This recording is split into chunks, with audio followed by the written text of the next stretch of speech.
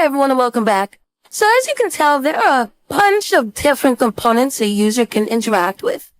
And maintaining those components is pretty crucial for any project, and this is generally a large task, so you want to set aside a lot of time to do something like this, especially if you create like a design system, or if you just create a bunch of different variants of inputs, because, inputs can be the most complex UI elements that we deal with. So here are some tips to building some of your very own components within Figma. Step number 1. Let's learn about master components. So when we create inputs within Figma, remember we need to adhere to our base unit. I'm using 8 pixels, so let's create something very simple, like a single line input field. So I'm actually just going to create a massive frame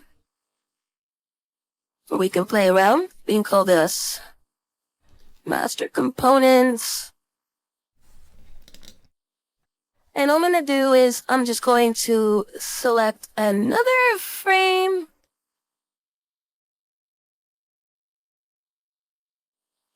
And this is going to be my input field. It's going to be 40 pixels in height. It's going to have a border radius of 5 pixels. And it's going to have a nice little stroke.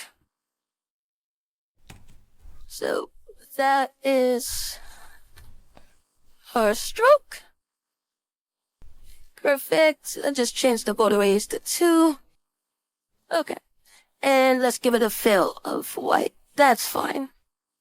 Okay, so this is our input field. What should we call it? There we go. Input field. Now that this is done, we're going to use components. Now this page over here, we're going to build out a couple of different components within it, and it'll serve as kind of like our source of truth. And by using master components, we can really reuse them across all of our designs. So let's turn this input into a component. So to turn it into a component, you can right click and create a component, or you can use the quick shortcut, which is Option Command K.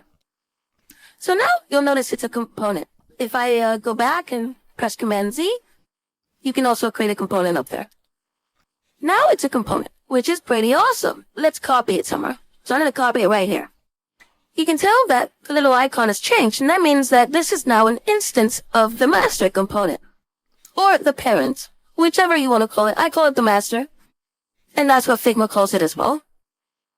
You can copy this component anywhere you want, as much as you want, but as soon as we kind of like edit the master component, it reflects in the instance. So this makes it managing inputs so much easier. So let's take a look at how we can update some inputs across our designs by changing something in the master. So this is our master. What we're going to do here is we are actually going to give it a fill of a very light gray. And you can tell that it's changing there.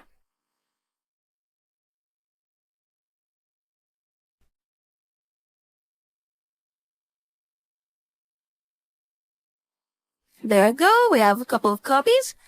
And we can just change them all. You can tell that they all adhere to that master component, which is totally awesome, because if you're creating an individual input for every single instance that you use it, when you want to change one, you probably are going to want to keep everything very consistent. Using components totally helps you do that in such an easy way. So that's how you create components within Figma.